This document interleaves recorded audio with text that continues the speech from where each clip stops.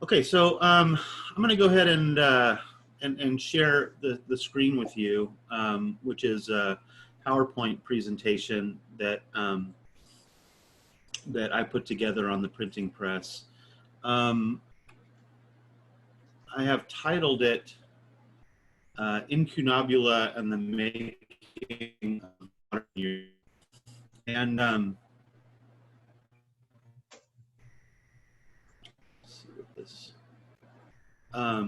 Incunabula are books that were printed before the year 1500. The printing press was invented in 1450, and almost immediately, many books were printed.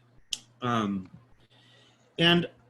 it's an important topic because it addresses, to my mind, it addresses this phenomenon which needs to be explained historically. And the phenomenon is that between 1492 and 1914, Europeans conquered 84% of the globe. And there's a little map there showing the areas that were at one time or another under European domination or control. So it's this little tiny peninsula of land in Western Asia that was able to just really dominate most of the rest of the world.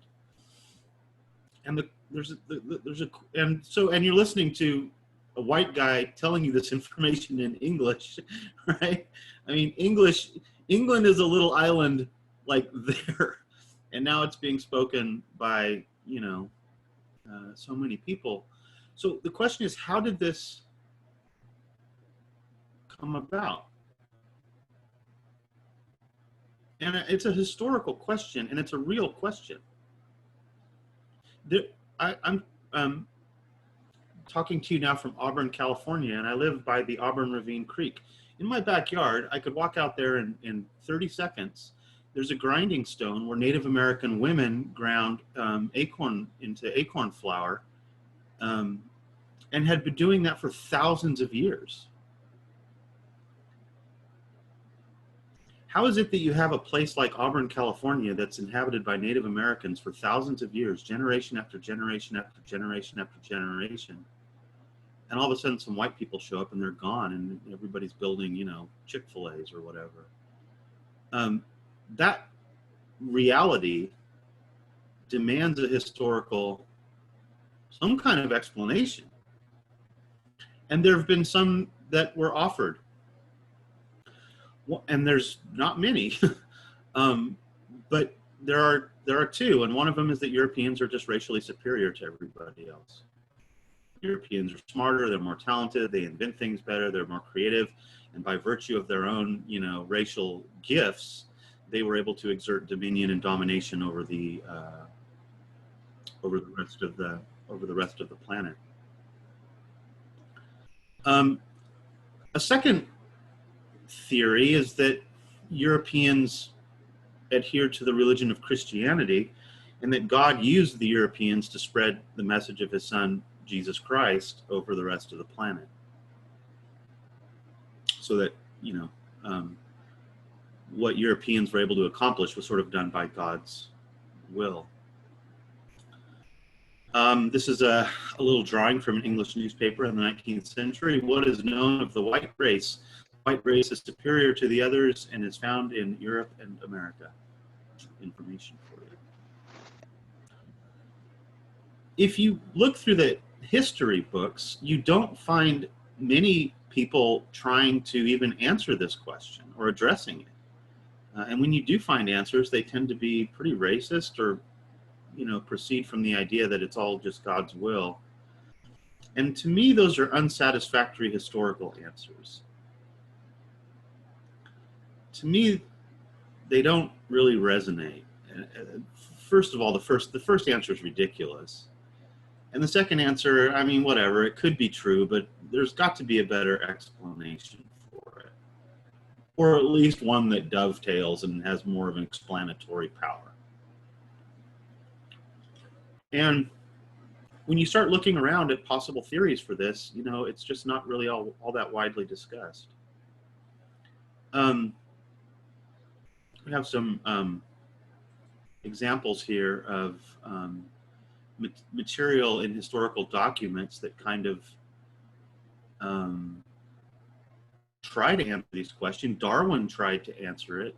He said, at some future period, not very distant as measured by centuries, the civilized races of man will almost certainly exterminate and replace the savage races. And by that, he meant black and brown people throughout the world. At the same time, the anthropomorphic apes will no doubt be exterminated. The break between man and his nearest allies will then be wider. His closest relatives in the animal kingdom is what he means by allies. For it will intervene between man in a more civilized state, as we may hope, even then the Caucasian, and some ape as low as a baboon, instead of as now between the Negro or Australian and the gorilla. He's saying that white people are sort of a different level of primate than Australians. It's Darwin, you know, one of the most important scientific figures of all time. As elsewhere, the Western nations of Europe, who now so immeasurably surpass their former savage progenitors and stand at the summit of civilization. As far as the religious destiny idea, if we had to choose a single irreducible idea underlying Spanish colonialism, why Central and South Americans speak Spanish? Because they were owned by Spain, just as North America was conquered by English. It would undoubtedly be a faith in the propagation of the Catholic faith. And I'm going to skip. I can give you this. I don't want to do too much reading. I just don't want. I want to sort of emphasize the point that the question is, how did European civilization do that?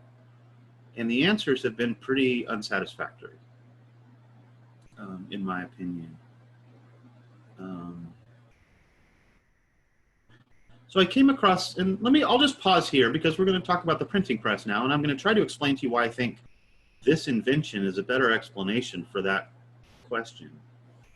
But before I do that, I'll pause and just take brief questions or comments about what I've said so far. And I can't actually see the hands raised thing, so if you have one, just speak it out.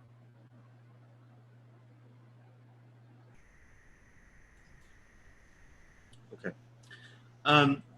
So this woman named Elizabeth Eisenstein wrote this book, and I began to kind of look into her and some other people in graduate school, and she kind of highlighted this invention, the printing press, as having a really outsized contribution to European culture and society. Even Francis Bacon in the year 1620 here says typographical printing has changed the whole face and state of things throughout the world. And Eisenstein and others take this idea and really kind of develop it and try to explain why. And that's what I'm going to try to do for you also. So that you have a better answer. If somebody asks you, why did Europeans conquer so much of the globe? And by the way, a lot of current issues and current problems are dealing with what we call post-colonialism. The reality that Europe is no longer, as of right now, Europe is no longer the main superpower in the world. It's now there's China and India and to some degree the Islamic world, the Slavic cultures. It's becoming kind of more of a level playing field now. And so a lot of the events that we see are relics of this European colonial period. I'll give you an example. Black Lives Matter. The fact that we enslaved black people in this country for centuries, and then even after slavery was over, we had Jim Crow laws, not just in the South, but also in Oregon. And if you don't know about Jim Crow laws, there are things like they restrict voting, they do all kinds of ways to criminalize black people, they pay them less for education. I mean, there's all kinds of ways that Western society has restricted black opportunity up until civil rights in the 1960s, and even after that. So this whole thing with Black Lives Matter, that's still a relic of the old European cultural tradition, and we're still struggling to kind of come to terms with it. But for this, I would like you to just sort of understand it. You have to know this guy here. I'm not going to talk about him too much, but his name is Johannes Gutenberg. He invented the printing press. He did it in about 1450, right about the time of the Renaissance. You're going to be watching documentaries on the Renaissance, and when Cosimo de' Medici was sort of in his prime in 1450, Gutenberg was a couple hundred miles north in Germany, putting this invention together. So they were contemporaries. Cosimo was with Gutenberg. Gutenberg was a metal worker. He worked in metals. He was a goldsmith, and he could melt metal and shape it and work it. And he had this idea that is now known to us as movable type. And what that idea is that you would get a mold, and it would be like a long, like a rectangle, and at the end of the rectangle, a letter would pop out, like the letter A would sort of project out. He would cast a mold, and then he'd pour metal in there, and then when the mold opened, you'd have this metal piece with the letter A projecting out. And then you toss it aside and do it again and make another one. You make, 50 A's. And then you make a new mold for B's, and you make a new one for C's and D's, and you do the whole alphabet. And this is movable type. And what his idea was that you would put these letters into order on a frame and spell out text. What you would do once you had your frame filled out with letters, you would blot ink all over it, and then you would stamp it down on a piece of paper or parchment or whatever, and then you would set that aside to dry, and you would do it again and set it aside to dry, and through that process you could make whatever 50 or 100. I think early print runs of incunabula were 200 was average. So you do that 200 times. Then you take the letters off and you write out page 2, and you do 200 page 2s, and you set them aside, and then 3 and 4, and pretty soon you've got 200 books. And that's it. That's the idea. Why was that so revolutionary, according to Eisenstein, according to some other scholars, and according to me? I believe that she's right. I believe that this actually goes a long way to explaining why we were listening to a white guy speaking English right now. As strange as that sounds. But how is this little invention, which seems so simple and seems so almost commonsensical? In fact, this movable type idea was invented before Gutenberg in China, centuries earlier. The problem is Chinese characters, there's thousands of them. So for every cast you have to make a Chinese character, you got to make many thousands. In our alphabet, you only need 26. That's how many letters we have. And so our alphabetic type is much easier to replicate and recreate. So even though movable type was technically invented in China, it really took off in Europe. So I'll pause and see if there's any questions about Gutenberg himself or about how the press worked.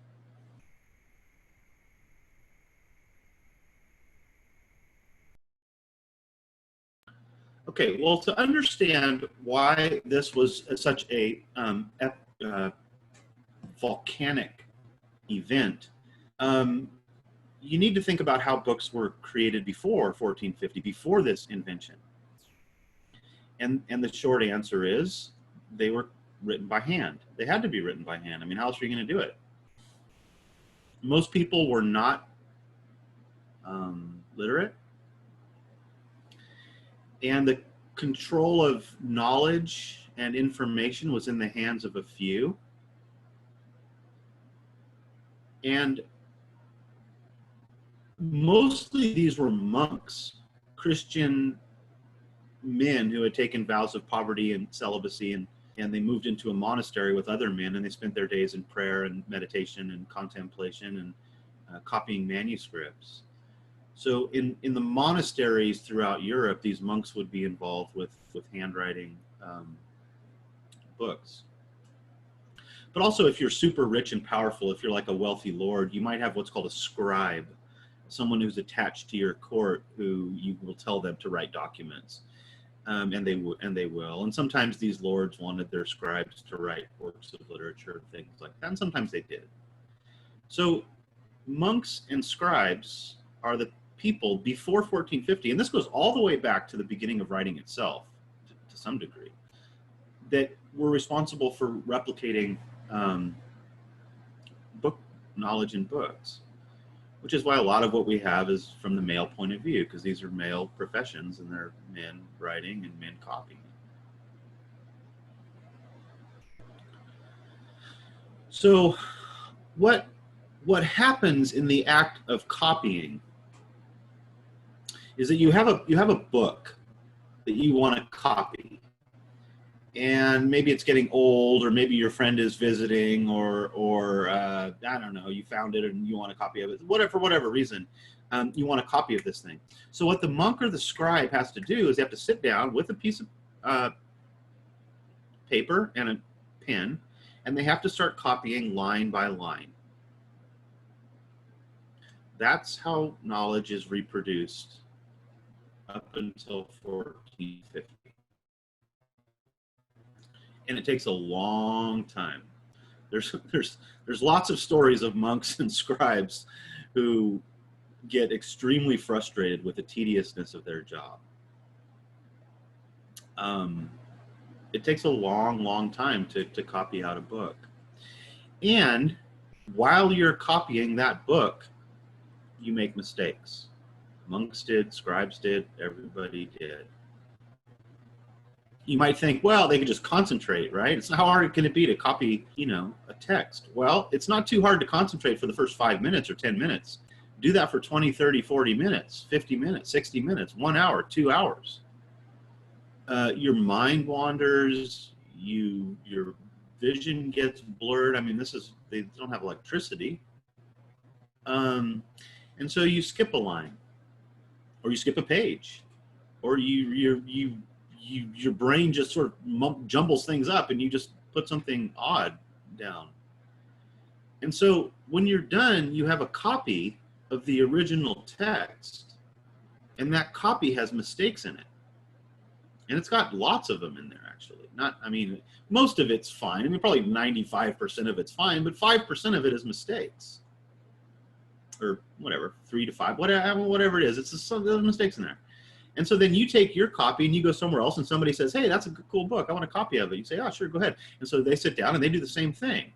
And now the copy of the copy has probably all of the first mistakes in it, and it's got twice as many mistakes in it. And then 100 years passes and the book gets old and moldy and somebody copies that down, and now the copy of the copy of the copy has more mistakes.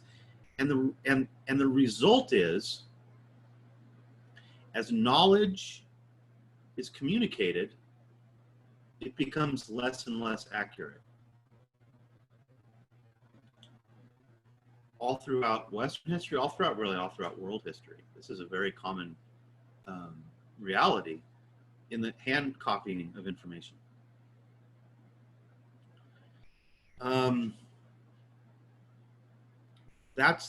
That's really the key point. And to understand why the printing press is important, you really need to register that before the press, information became less and less accurate the more and more it was reproduced.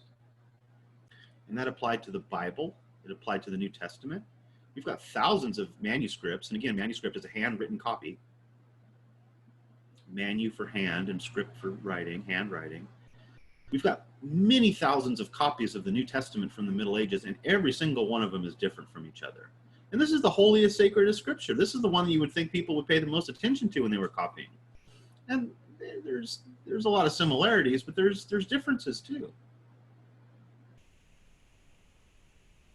So mistakes enter into the documents, but not just in the New Testament, and works of astronomy and mathematics and physics and anatomy and you know, physiology and chemistry, whatever. I mean, everything that got written down, as it got reproduced, it got less and less accurate.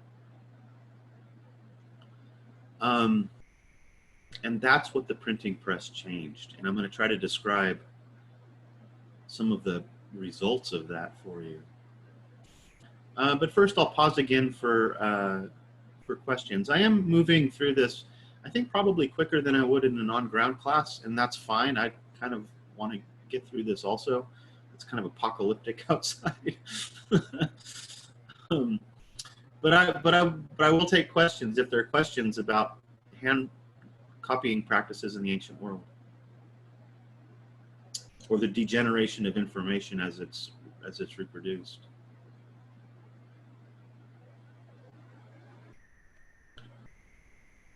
Okay, so that's what the printing press changes. With the printing press, with the mechanism that I explained to you earlier, you can make 200 of the exact same copy. And so, say for example, you have a manuscript on astronomy, and rather than copying it out by hand 200 times and ending up with 200 different copies. And by the way, every time, this is another thing, Eisenstein points this out, but how these texts get standardized. This is another major point that she spends a lot of her time emphasizing, and it's worth emphasizing, that if you're copying by hand, the chances are you're gonna have different page numbers. Your handwriting is gonna be bigger than the one that you're copying from, or smaller, or it's gonna be bigger page or shorter page. So you're gonna be turning the pages at different times. You know, unless you're exactly copying line by line, which wasn't done all that often, the page numbers are going to get off. And so then if you have a book and somebody says, hey, what did they say in that book? And you go, well, look at page 38. There's no page numbers.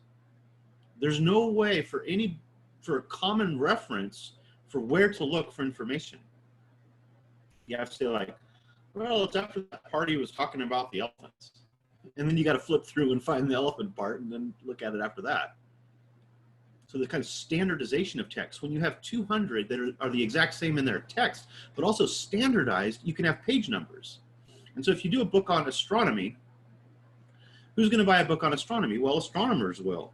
So you have 200 books on astronomy, and the 200 astronomers throughout Europe are all looking at the exact same text at the exact same time, which has never been done before.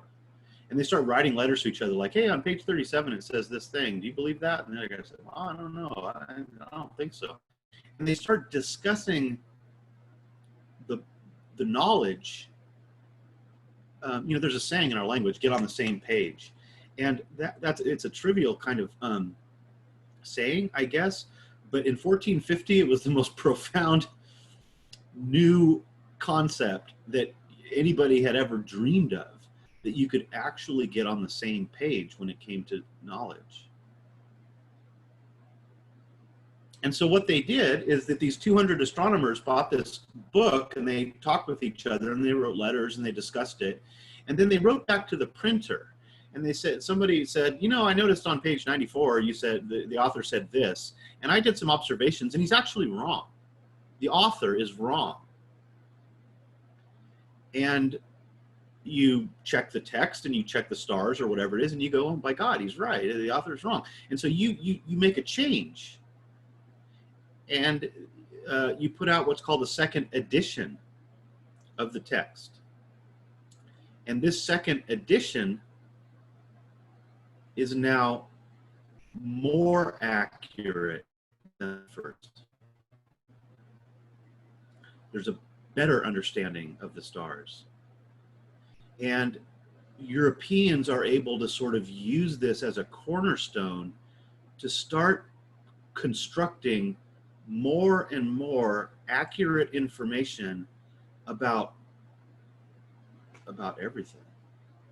I mean, that we'll look at it. I'll give you a list of books here in a second, but I mean, they didn't just talk about astronomy or the Bible. They talked about chemistry. They talked about history. They talked about how to build boats. They talked about how to pour concrete. They talked about metalworking. They talked about You know, it's limitless. And in each of those endeavors, because of the printing press, knowledge was able to be constructed in an increasingly accurate way. And this knowledge was translated into technology very, very quickly. How to, you know, how to build a road, or best way to construct a plow or a cart, strategies for how to increase agricultural yields. I mean, the list goes on and on and on and on. Nowhere else in the world was this technology available. It was only available in Europe. And it was only available because of the invention of the printing press. So like I said, I will go through some of the subjects that were printed in the Incunabulate with you in a moment. I'll talk about this little document here. This is an interesting little document. But I want to pause and see if there are questions again on anything that I've talked about. Jason? Yes. When you're talking about in China, I just took Asian humanities over the summer. So when they had their printing blocks, was it just, so they just used their own then? It wasn't like something that moved forward or anything? You know, it just didn't have the kind of repeatability that the European version did. And again, the reason is because to communicate in Chinese characters, you need thousands of different characters. Right. They don't have what we call an alphabet. They have what's called a syllabary. And even when it's simplified, it's still pretty complex. Okay. So in order to make a full set of Chinese characters, it just takes, you know, many months of constant work or years. And then once you've got your full set, you know, you got it, someone else is going to do that too. I mean, there are structural reasons within the Chinese script itself that made it difficult to sort of explode. Okay. Whereas in Europe, all you needed to do was, you know, 26. And you could do that in a, you know, you could make the molds to pour the metal in. You could actually sell the molds themselves, which people did. You would just sell, hey, here's a set of metal casings for a printing press, you know, $1,000, are probably expensive. But then someone could buy them and then put them in their own frame and just do whatever they wanted to with them. Okay. But did the Europeans, did they know about the Chinese, the blocks, and that's kind of where they got the thought of it, or? There's some conversation about what Gutenberg knew and stuff like that. I don't think so. Okay. I think it's just kind of a commonsensical idea. I mean, it's not that genius. Okay. I mean, I feel like it's the sort of thing that people could come up with on their own, you know. I mean, some people say the Europeans actually borrowed the idea from the Chinese, and I just don't think that's probable. Okay. Yeah. I had a question as well.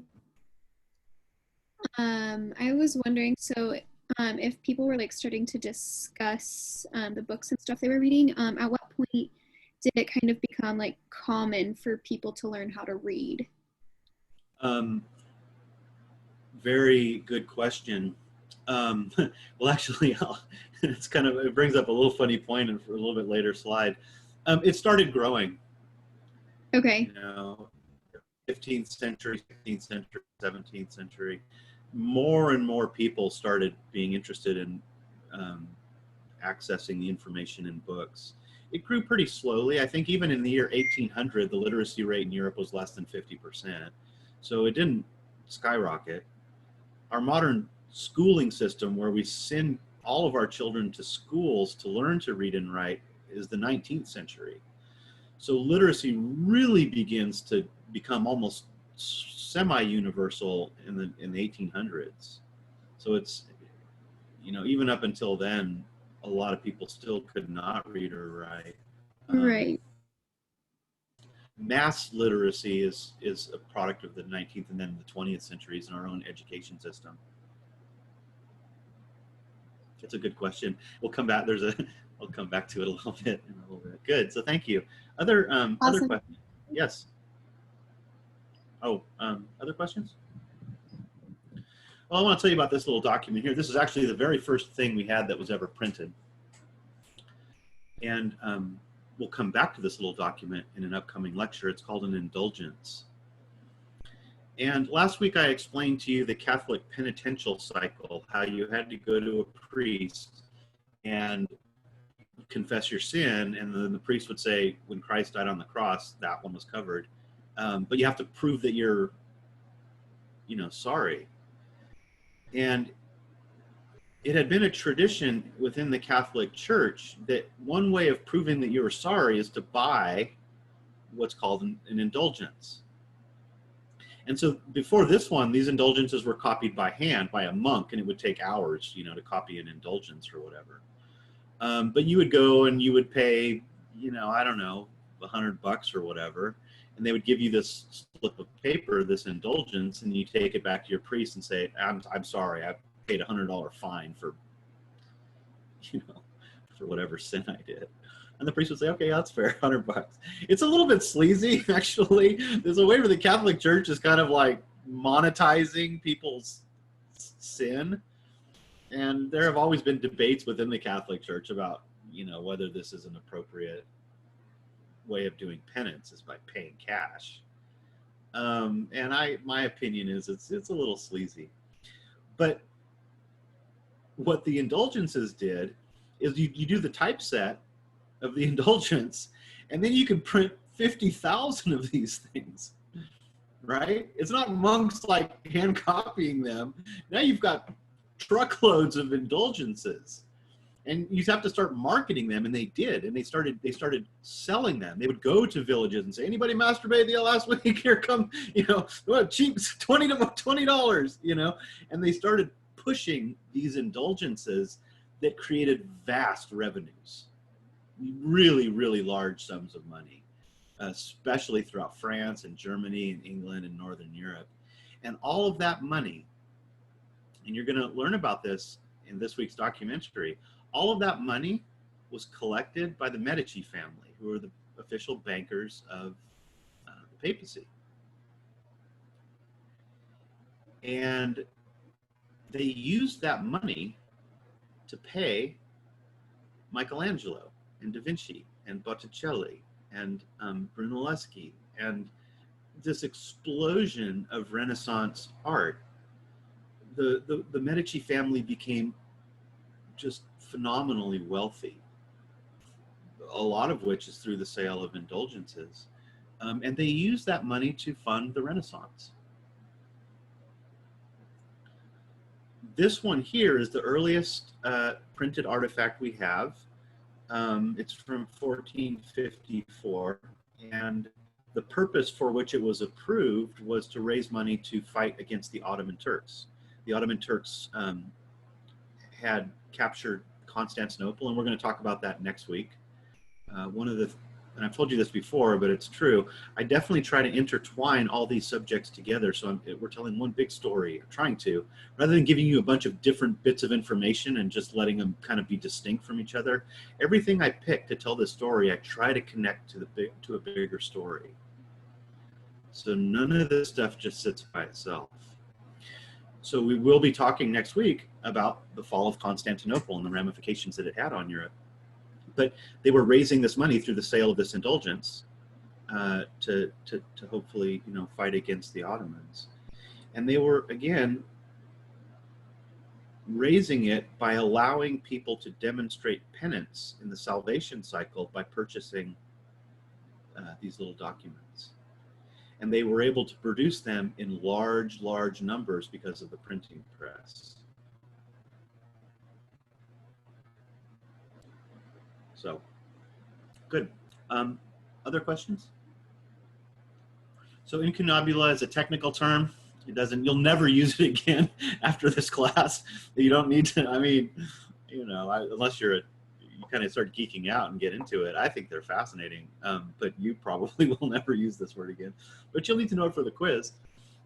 It's books that are printed between 1450 and 1500, the first kind of explosion of printed works. And so I'll give you a list of incunabula by subjects. These are different separate editions. So there was 10 books printed on linguistics and philology. That doesn't mean there were 10 books printed. That means there were 10 different books printed, and one of them will maybe printed 1,000 times, and one of them maybe 200, and one of them maybe 50, and one of them maybe 5,000. There were 10 different separate, editions by different authors with different opinions on the subject of linguistics and philology in the 50-year period between Gutenberg and 1500. 14 books on marriage and the role of women, the sort of debates that people had about men often, mostly always, about what the appropriate role for women was. 21 books on military strategy.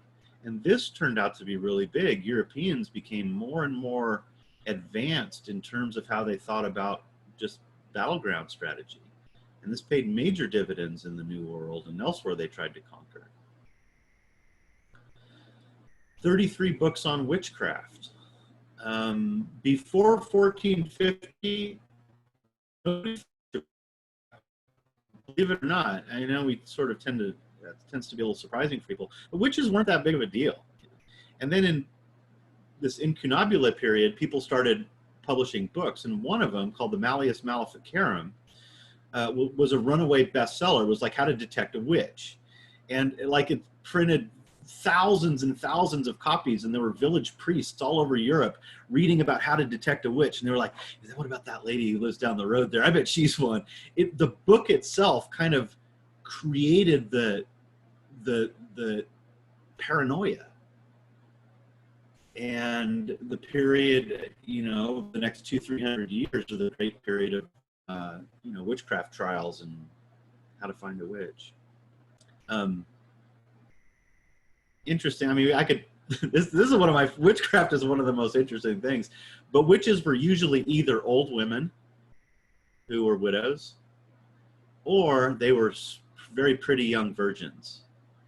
Men were very put off by those categories of women because they're somewhat outside of their control. The old woman, lives by herself, and she doesn't need a man's, expertise or knowledge or whatever. She was suspect. And then a beautiful young virgin that a guy maybe wanted to marry, or maybe he's too old or something like that. He's drawn to her, but can't have her, so it makes him frustrated. So he projects out onto this young woman. And yeah, that's the subject in and of itself, the subject of witchcraft in the early modern period. In fact, we'll have a lecture on it later. Books about how to run a government. Most of the governments at this time were sort of autocratic. It was kind of a king and some nobles and then peasants. And people began the process of thinking about effective ways of, legitimate and illegitimate ways of governing people and what being a citizen meant. Dictionaries. Before the printing press, there were no dictionaries. They didn't exist. Nobody's going to sit down and just sort of decide how to define every single word that exists in a language. But once you have the idea of a printing press, that the thing can be stable, you do have the beginning of actually defining words. And then different people can read the same dictionary definition, and they can, the idea is that they will understand the words the same way. So language itself begins to be standardized in a way that it really was not before. I mean, each one of these things, if you just sort of sit back and just think about just that one thing, is major impact on culture and society.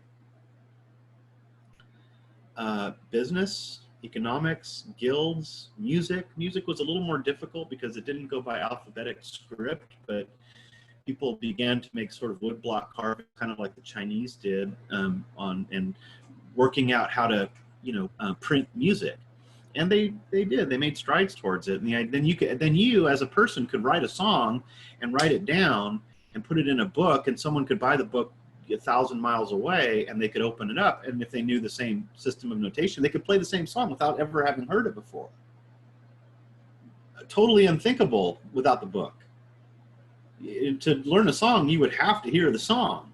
But now, if you just know how to read the system of notations, now you can play it yourself.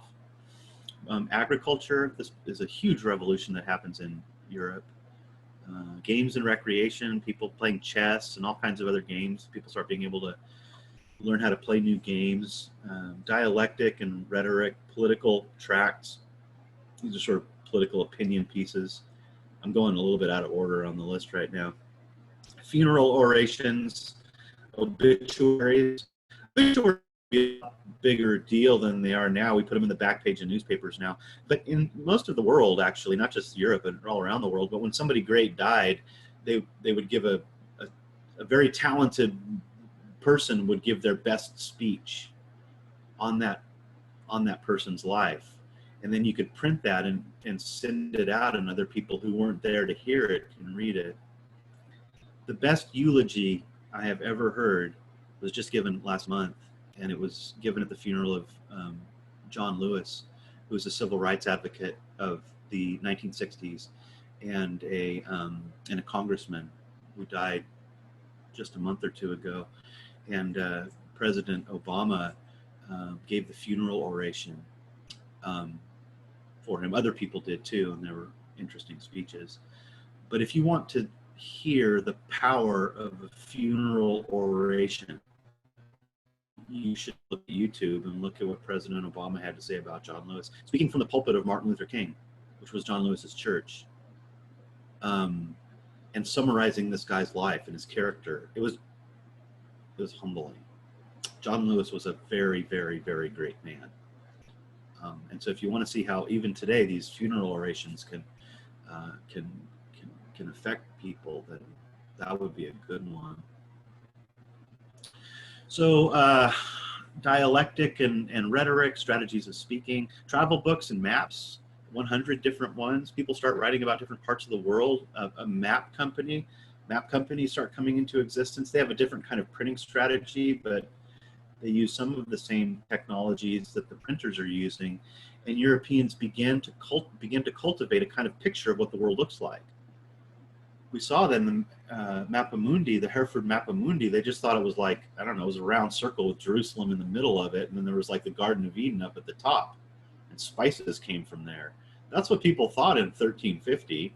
In 1450, 1550, Europeans start establishing a kind of rational, tested picture of what the earth we live on actually looks like. And that project goes on up until the 20th century. Even in the 20th century, there were still pockets of things we didn't know about, but we pretty well have the world figured out now. That begins with the printing press. And it's this long, slow process of development. Books on news, propaganda, tales of wild people, the dogheads, and all the crazy portents and weird things, and all kinds of rumors and gossip and things like that. 139 books on science and mathematics, and those really lay the foundation for the technological achievements of the coming centuries. Europeans begin to kind of puzzle out how chemistry works, for example, or how physics works, or the stars. I mean, it just goes on and on. There were other ones too, but those aren't even the top 10. This is the top 10. 141 books of plays. And so people would get a lot of old Greek plays, but some current ones, and they would print them and distribute them, and then people could put on plays in their own towns, which is an incredible thing, right? If you think about it, before that, they didn't have plays. Most can sit down and write out a play to give to a village so they can put on their own production. But if you're a printer, cha-ching, I'm going to make a book of plays, and pretty much every village will like, we'll afford a copy, and then we'll teach someone how to read, and then we have plays to put on for each other. And this blooms the theater. Books of history. Europeans didn't really understand history at all, and they begin the process from 1450 of kind of puzzling out what happened when, relative to each other, and they begin kind of the long, again, slow process of learning what history looked like in a chronological way. Poetry, everybody's always loved poetry, so people would do poetry readings. 581 books on medicine, so this just really takes off. How health and medicine and how we treat illness and all the associated disciplines within that. Books on philosophy and ethics. Literature and stories. People are storytelling creatures, and we love books, and so 700 different editions of literature and stories. Calendars, prognostications, and almanacs. These are things like farmers' almanacs. Books that tell you when to plant your field, or when to. A lot of this is kind of dovetails with astrology, which was very common. I mean, people have always kind of believed in astrology. So that you could almost say number 4 was kind of books on astrology. Lots and lots of books on astrology. The best time to make love to your wife, to have a male child, and the best time to plant, seed in the ground, and how to interpret what happens if you see a fox, or what happens when the, Virgo is in whatever retrograde, I don't even know. But all of these ways that the stars and nature kind of affect the human condition. 939 books of those. A very massively, majorly important one, law. Law was not really written down before that, which means that it was different from place to place. There was no universal idea of law. If you went to one lord's land and he was an asshole, and you did something wrong, you could get thrown in the dungeons. And if you went to a different lord's land and did the same thing, and he was like a nice guy, he'd say like, well, don't do that again. And he'd say, I'm sorry, I just didn't know. But there's no common system at all anywhere for criminal law or even civil law. And so Europeans kind of begin building a legal platform that will eventually culminate in the idea that the law is equal for everybody. Now, we know even today that that's not true. If you're wealthy and powerful, you can get away with stuff that poor people can't. So the law, even now, makes all kinds of exceptions for the privileged and takes out its, dark side on the underprivileged. But this idea that people can govern themselves through laws. What does everybody say like right now? Like, I don't serve the president, I serve the Constitution. So the judges say that Congress doesn't swear their oath to the president, they swear their oath to the Constitution. The president doesn't swear an oath to himself, he swears it to the Constitution. Everybody in our system of government swears to the law. And the idea is, in its ideal, that the law should apply equally and always to everyone, that would be the best way to run a country. And it's a work in progress. We're not there yet, but that's the idea. So this idea of a common legal system begins to come into existence. Then to the question earlier was books on how to read. The question, how many people could, how did people respond? And they responded by writing a lot of books on how to read. So there was an uptick, a pretty serious uptick in people interested now in accessing all of this new knowledge. And so, I don't know, by 1500, the number of literate people in Europe had probably gone from 10% to 20 to 30 even. There were a lot of people who got on board with literacy, in general at this time. And that stayed sort of constant. It's sort of grown throughout. And then number one, and just dwarfing everything else by orders of magnitude, are books on religion. And not just Bibles, but books of theology and liturgies and all kinds of documents that explore the religious context of their lives.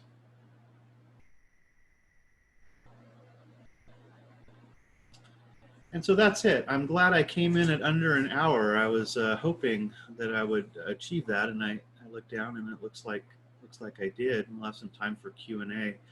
But to kind of recap, the question is, why white people? Why Europeans? And how did they get 84% of the globe under their control and power? And you can answer that different ways. A lot of times in the past, Europeans said, well, we're just better than they are. We're just smarter. We use our heads. We're not bound by superstition, or, you know, we Europeans use reason and practical knowledge, and they don't. That's why they're stupid and we're not. And so that there's something like intrinsic about being European that's just better than everybody else. That's actually a really common answer. And there are people in our Congress right now who believe that answer. There are people in our, there are people in the executive branch who say things that are very, very much in line. Without white people, Western civilization could never have come about. Look at all what the white man has brought to this world, and isn't it great? And so those people haven't really thought it through. But that's kind of a semi-obvious answer to the question, how did it happen? Well, white people are just better. Well, that would explain it. That does answer the question. But, you know, for a lot of us, it's just not a very good answer. So maybe God picked the Europeans to spread the word of Christ. Well, you know, I don't know, maybe. I don't know anything about that. But there are other answers. Jared Diamond has one in his book called Guns, Germs, and Steel, which makes some good points. There are some other thoughts out there. But this one here was really compelling to me, that beginning in 1450, there was a technological revolution in Europe that allowed knowledge to become increasingly accurate as it was replicated through time. When Professor Eisenstein said that, I was kind of like, that would do it. And she makes a lot of points about the standardization. So it's not, again, it's not just that there's books being printed and more knowledge. It's that people can look at the same page numbers and go, hey, you know, let's read page 27 together and think about that. Or let's focus on this one problem on page 105. You know, that the standardization of the texts contributes a lot. And so when you look at this list of incunabula, and I made this list, by the way, I went to the Incunabula, Oxford Incunabula site, and I actually spent a lot of time making this list. This is original research here, but I spent a lot of time, you know, tabulating the subjects that these incunabula followed. And when you look at the result, it's like almost every branch of culture and knowledge and philosophy and storytelling and science and medicine and ethics and everything. And this is only a 50-year period of time. It kept going after this. It went twice, 5, 10, 15, 20, 30 times as much. There's just this explosion of knowledge in Europe. And you can't tell me that that doesn't relate to Europeans' ability to exert technological superiority over the places that they went and conquered. The result that you're listening to a white guy speak English. It is true now, and I made this point before, that that era is over. It's ending. And I think some of the tension that we feel in our own society is a kind of tension of white people who had traditionally had so much advantage and privilege now realizing that maybe that's not how it's going to be anymore. And most of these people have not really thought it through, and they're not exactly scholars or whatever, but they can kind of sense the idea that the future doesn't belong to any one race. It belongs to the quality and character of individuals of every race, male or female, gay or straight, black or white. That's democracy of the future. And just because you're born in a certain neighborhood, or just because you're born with a certain skin color or whatever, you have no advantages over the next guy. You got to work hard. And I think that explains some of the anxiety that we see in the world around us today, even over something as simple as Black Lives Matter. I mean, you say Black Lives Matter and somebody says all lives matter. And you say, well, yeah, that wasn't the point, right? Why are you changing the subject, right? So the context of the end of this colonial era is affecting our own day and age, and I think will affect our children and grandchildren's day and age. I think understanding it historically is helpful, understanding where we're at in time and where we're going. All right, that's the end of my spiel. So I'll leave the share screen up. Well, actually, no, I'm gonna turn the share screen off. And if we could go to cameras on, for those of you who can, that would be appreciated. And I just sort of take a little bit of time for Q&A. Anything that was unclear or you wanted me to speak a little bit more about, or anything like that. I'm available for any of your questions.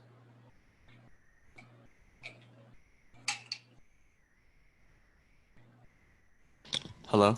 So for the point that you made earlier, that before the printing press, where people would copy and consistently make mistakes, and then they pass it down and make more mistakes and more mistakes, would it be probable to assume that the version of the religious text like the Bible would be pretty far-fetched compared to the original one that actually came before all those, since they were being copied?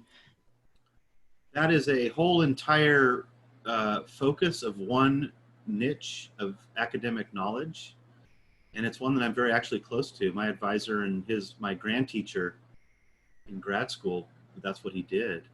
The short answer is, for the most part, scholars have been able to puzzle out what was in the original Bible with pretty high degree of confidence, like talking about 97, 98%. Okay. And when you look at all of the different versions and you analyze all of the different differences and you analyze all the different commonalities, and you do that comprehensively, and you back it up with the kind of knowledge of history and scribal tendencies and all these other things, we do have a pretty good idea of what was in the original Bible. Okay, 97, 98%, yeah. Good. Other questions?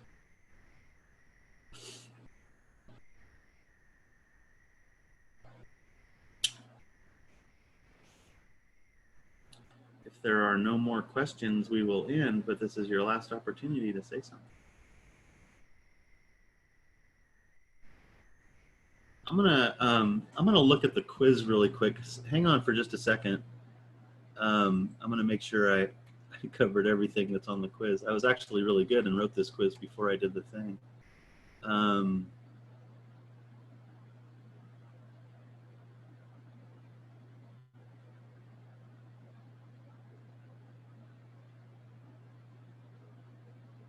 Yeah, that's pretty much it. So no other questions? Nothing else? Everything pretty clear? All right, well, I think that's one of the most important lessons of this class, because it addresses this really important issue, and tries to give you a rational, reasonable framework of knowledge in order to understand the world that you live in.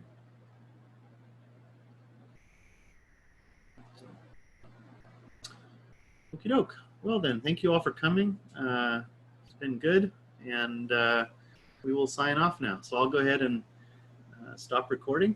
Thank you. All right, you're very welcome. We'll see y'all later. Thanks, Jason. All right. Thank you. Bye. Thank you. You're welcome. Thank you. Thank Bye. you. Bye, everyone.